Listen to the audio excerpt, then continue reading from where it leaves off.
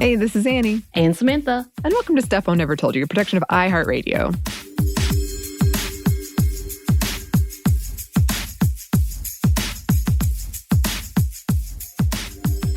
And welcome to another episode of Happy Hour. Yay! And we're coming back as we originated. We were talking about the different cocktails and liquors and drinks that are created by women or managed by women. And so we're coming back to that. You know, we took a little break because we had a lot of stuff we need to talk about with Sex and the City. Yes. Your happy Ongoing. hours. There's so many things that we had to talk about. But before we do start, just this is not sponsored content. Mm-mm. Well, it is, but not by the people we're talking about. So we'll do that. Yes. B, if you are drinking, please drink responsibly, whatever it is that you're drinking. Don't get too much caffeine either, because you know that causes a lot of anxiety. Mm-hmm. Yeah, I have to stop drinking coffee by like 4 or I'm oh, done. God. I start by noon. Oh, you No stop more by noon? afternoon. I can do 4. Yeah. But you know, it has affected me after the fact, so I will say that. And today we are talking specifically about a beautiful gin that is out of New York, and the company is called Ode to Babel. And oh my God, if I said that wrong, please correct me because I want to give you all of the accolades for this amazing batch of gin. It is created by twin sisters, Marva and Miriam Babel, and it is a delight. And Anney, Yeah. did you make a cocktail with this? I did. I feel like through this segment, it is becoming clear that I never have anything around. So I made the same drink I've made plenty of times on here, which is essentially a gin and tonic, but it's, shot of gin, some lime, and then fill the glass with sparkling water. You put wine in it? Is that what you just said? No, did I say wine? Oh, you said lime. I Lime. misheard and heard wine. I was like, wait, what? What is this drink? I have been mixing wine into things lately, Yes. but I have not ventured into that, what frankly sounds like a very dark territory. Right. Yet. That seems like hardcore. You know what? You and I both went down the same route, except I do have ingredients here, I will say. That's true. And I made a gin and tonic with the actual tonic and some lime. And then I decided I wanted to crush some blackberries because we had some left over. You see? It's pink. It looks pretty. Yeah. So I was like, you know what? I'm going to put a little differentiation in there. Yeah. But before we start, Anney, did you test the gin? What did you think of its flavor profile? Yes. So, a few caveats. As I always say, I'm terrible at describing things, but also I do always like to take a taste by itself so I can appreciate the flavor. And I think you and I have talked about this, Samantha. We both love gins. And I think that there are some really bad gins out there, and I think people have had some really bad experiences with gin. So I hesitate to say this, but to me it tastes like very much like an evergreen forest, kind of sweeter flavor profile, but I mean that in a good way. Like, I know a lot of people hate that kind of piney taste, and that's what they complain about when they describe gin. But in my experience, what people are really complaining about is sort of a dry, like punch you in the face pine taste. Whereas this feels much more like complex and has much more depth than that. Like, I know everybody always says it tastes like those like car air fresheners. That's their bad experience with gin. This is like the good version of that. Yeah. You know what? For me, it's a little sweeter than the typical gin that I drink. I will say that it tastes a lot like it has a little bit of sugar cane in it. A lot more than any other typical dry gins. And it's very easy. It's very smooth. I didn't get as much burn as you do in a lot of other liquors. Maybe it's because it is a small batch. Highly specific type of gin. I believe they have several other types as well, but we got the original. I had to do the special shipping and all of that because I was like, yeah, this is awesome. And from their own description, you can find this on their site at odebabel.com. Ode to Babel Gin is a small batch New York distilled gin. Our house blend is citrus forward with notes of mackerel lime, and I don't know what that is, and if I said it wrong, I'm sorry. Ylang ylang, jasmine, and a wonderful melange of botanicals, ending with a touch of juniper, of course. It's refreshing gin that mixes well for you at home. And Ode to Babel Gin is actually a cocktail bar as well. So they are very posh and neat little area to go to get this type of cocktails, but it looks like they serve a lot of other different things, have venues and such, which is probably why I've not seen it anywhere. Because if they are that small. And I love it. Yeah, it's created by two sisters who decided they want a safe space with good cocktails in New York, based in the Brooklyn's Crown Heights neighborhood. And as I say, it's an ode to Black women and their tenacity. And yeah, it seems like they've absolutely held on to that, creating this open space, not only to bring an environment of hospitality, but safety, especially for Black and Indigenous people of color, as well as the LGBTQ community, really bringing in the fact that this is an area and a place in their neighborhood that allows for openness and a lot of community, just diverse community. And I love, love, love that. I love that this company is thriving. They've made it through the COVID pandemic thus far, with all of the restrictions of New York. And yeah, their gin is kind of on the top of my list right now, Anney. That is a nice gin. I need y'all to try this. If you can. If you're in New York, you definitely should go and support their business. Go buy a bottle. Absolutely worth it. And I can't wait because they've got several other variations with a lot of twists and turns and flavoring. And I'm like, I'm going to need all of that. Mm-hmm. I'm going to need all that, Anney.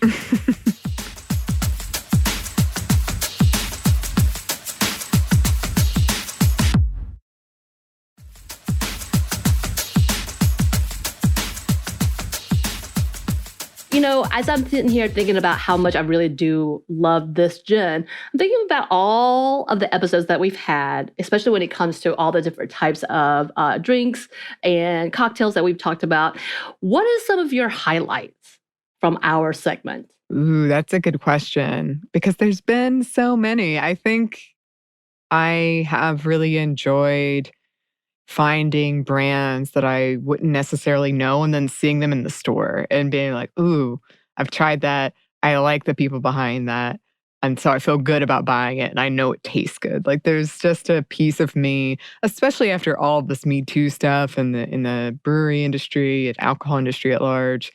It's just nice to know that I'm not supporting something terrible. Right. I'm supporting something that I believe in and I'm happy to see and that tastes good. And right. I think that's important to both of us. So I've really enjoyed, for instance, the other day I was at the grocery store and I saw Black Girl Magic wine. I was like, oh yes. Yeah. At the grocery store. I'm so happy to see this. And I feel good about buying it. Right. I absolutely agree. I think one of the joys of doing this is talking about it and then seeing it spread wide and far from oh, look, it went from the small wineries that it's exclusively has been selling it to, it's at Kroger. That's amazing. Yeah. Get your money. Get all of that money. I think I've discovered my favorite whiskey at this point in time with Uncle Nearest. One of my favorites, still one of my favorites, even with all the different brands that we've gone through that I have, it's top tier.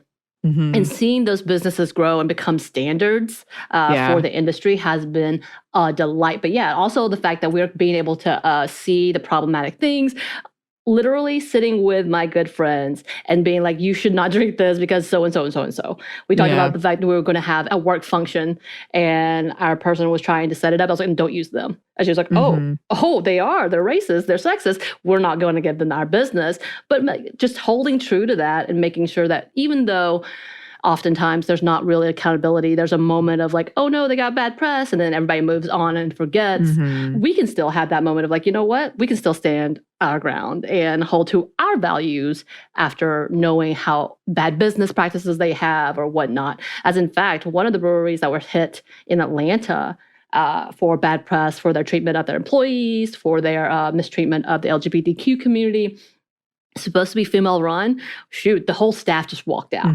And they had promised change when the initial Me Too stuff happened in the beer industry, and they obviously haven't changed. And we could add that to the Great Resignation in that it's a time that we call together and say we expect better treatment as your employees. And I think that is commendable. And it feels like it's a big uprising. I don't know, Anney, does it feel like that to you, or is it just because we're actually paying attention?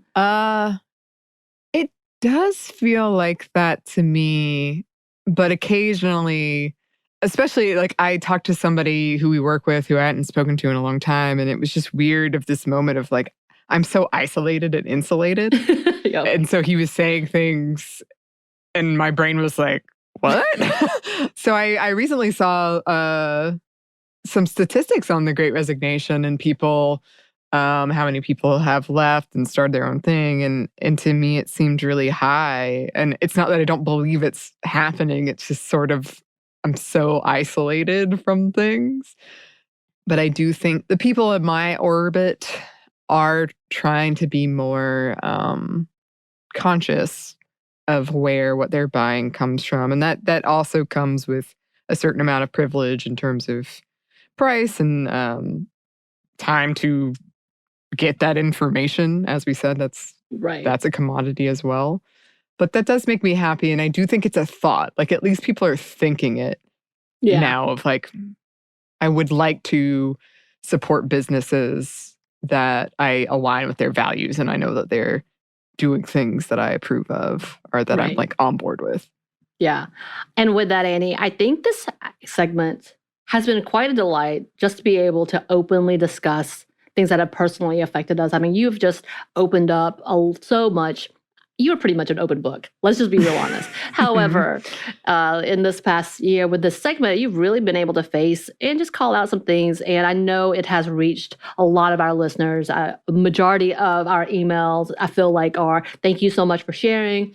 This is how I dealt with this as well, or I've been through this as well. And it's been exciting to see that we can connect with our listeners so much. And I really have been excited by this segment in itself, that not only do we get to highlight amazing practices and amazing women of this business and amazing people who are making changes, but we get to kind of confront our demons as well.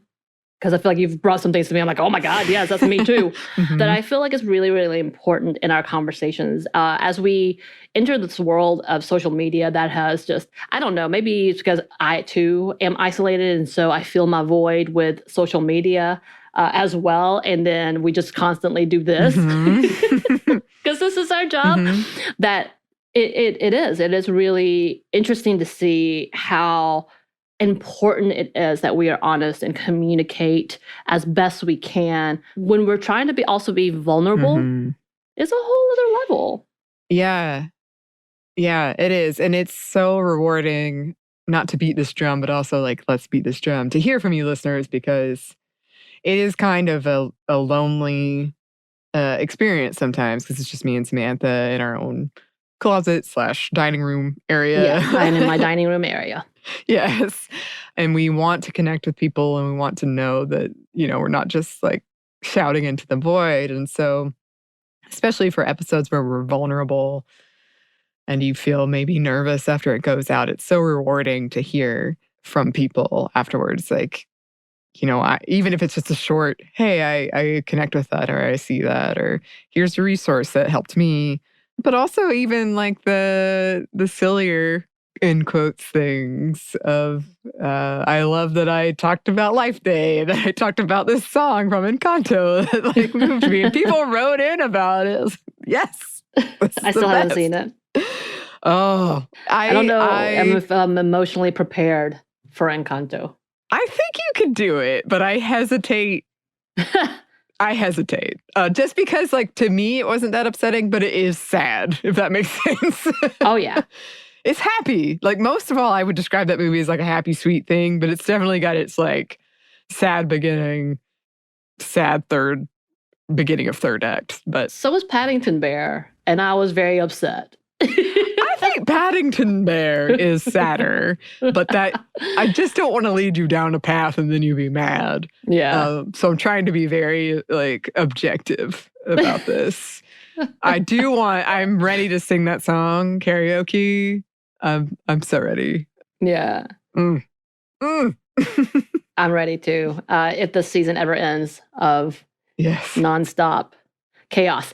However, as I have been talking about what we have done for this happy hour, and I love coming upon all of these amazing brands and amazing people, and we also want the non-alcoholic stuff as well, and any of the spritzers. I know some call it mocktails, but some people find that really offensive. So non-alcoholic drinks and cocktails.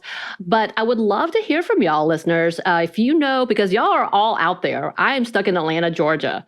And we have a vast amount of listeners everywhere. I would love to hear about any brands that you think we should highlight, any companies that are doing some amazing things. Please, please, please let us know. Because we've actually had brands after we highlight them, they're like, hey, that's us.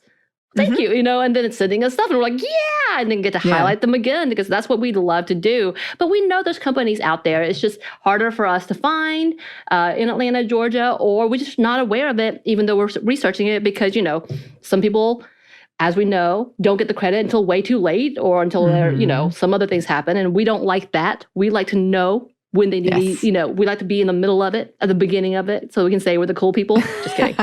But please, please, please, please, please, if you have a favorite brewery, company, drink place, any of them that you think should be highlighted, if you think of a cocktail that was created by a woman non-binary, please send that in. If you think there's some historical bases that we need to know about when it comes to crafting drinks and any of that, please, we love all of that. Send that to us. Gimme, gimme, gimme. The more, the better. Yes.